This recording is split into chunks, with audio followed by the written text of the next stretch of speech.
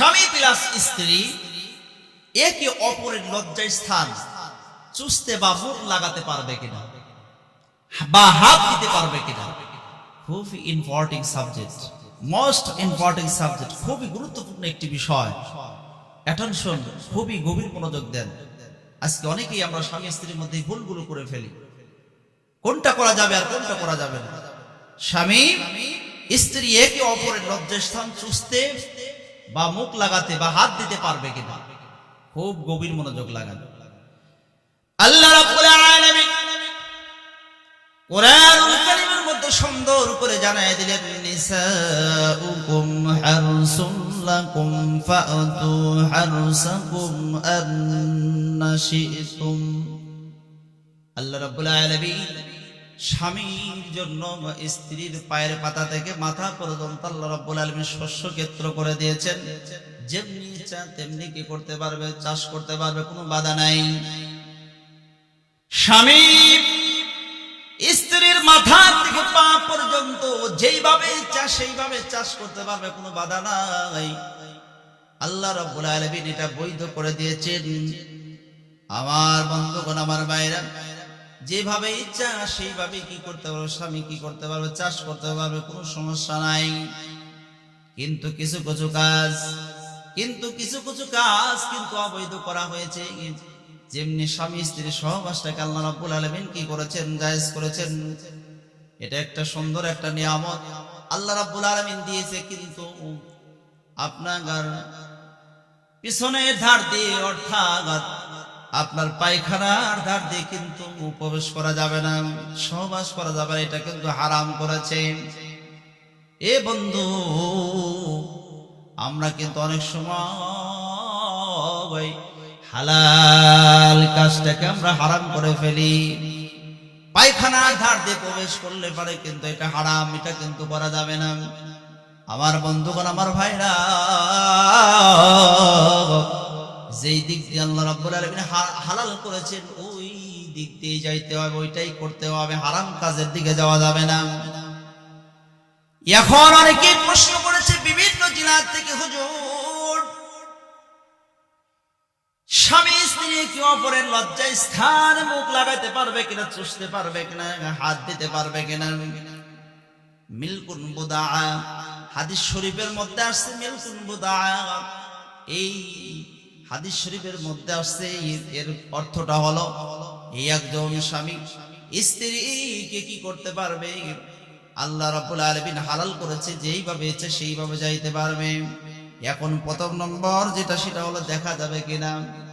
হ্যাঁ, আপনাকে আল্লাহ রাব্বুল আলামিন যেহেতু হালাল করেছে, স্বামী স্ত্রীর ওই মাথা থেকে পায়ের পাতা পর্যন্ত সবকিছু যেহেতু আল্লাহ রাব্বুল আলামিন হালাল করেছেন, এক্ষেত্রে আপনি দেখতে পারেন। তবে আয়েশা সিদ্দিকা রাদিয়াল্লাহু তাআলা আনহা বলেছেন, আমার জীবদ্দশায় আমি কোনদিন বিশ্বনবী যতদিন পর্যন্ত আমার কাছে আসছেন, আমরা মিলিত হয়েছি, ওই দিন কতদিন পর্যন্ত আমি কোনদিন বিশ্বনবীর লজ্জা স্থান থেকে আমি তাকাই নাই। সুবহানাল্লাহ। বিশ্বনবী দুজাহানের বাদশা হাবিবুল্লাহ লজ্জা স্থানের দিকে আমি তাকাই নাই, ওটা কিন্তু আলাদা কথা। তিনি বলেছেন, আমার তাকাইতে মনেও চাই নেই, ওদিকে আমার ইচ্ছাই হয় না,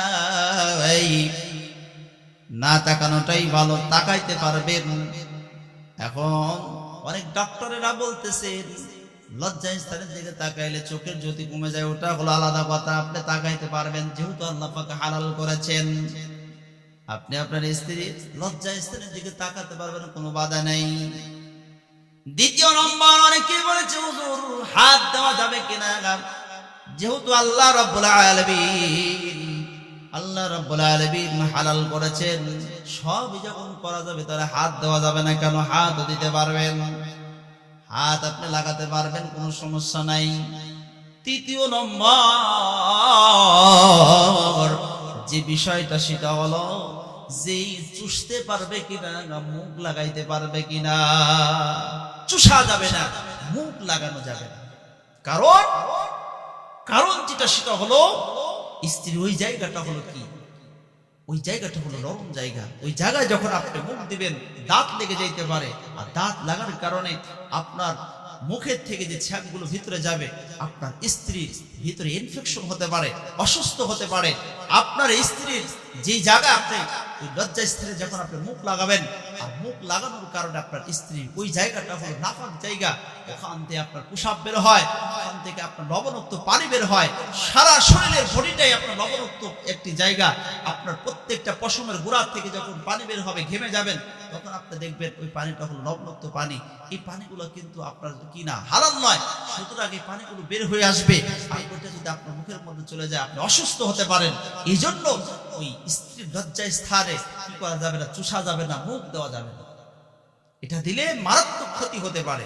এই জন্য আমরা কি করবো না, করছেন কালো এটা করবো না। তবে একান্তই যদি মনে চায় যে চুমা দেওয়া লাগবে, তাহলে ওই জায়গায় চুমা না দিয়ে আপনি কি করবেন, উপর অংশে উপরে আপনি চুমা দিতে পারেন, কিন্তু ওই জায়গায় কি করা যাবে না, মুখ লাগানো যাবে না। কারণ আল্লাহ রাব্বুল আলামিন কোরআনুল কারীমের মধ্যে বলেছেন, গলা থেকে মাথা পর্যন্ত আল্লাহ রাব্বুল আলামিন মুখ মণ্ডলটা নিজে হাতে বানাইছেন। সুবহানাল্লাহ, জোরে বলেন সুবহানাল্লাহ।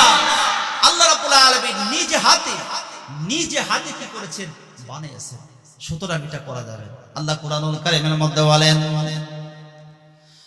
লাকাদ খালাকনাল ইনসানা ফি আহসানি তাকওয়ীম।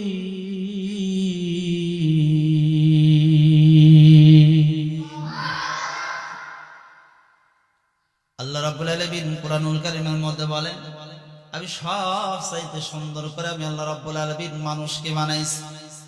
নিজ কুদরতি হাত দিয়ে আমি আল্লাহ রাব্বুল আলামিন মুখমণ্ডল বানাইছি।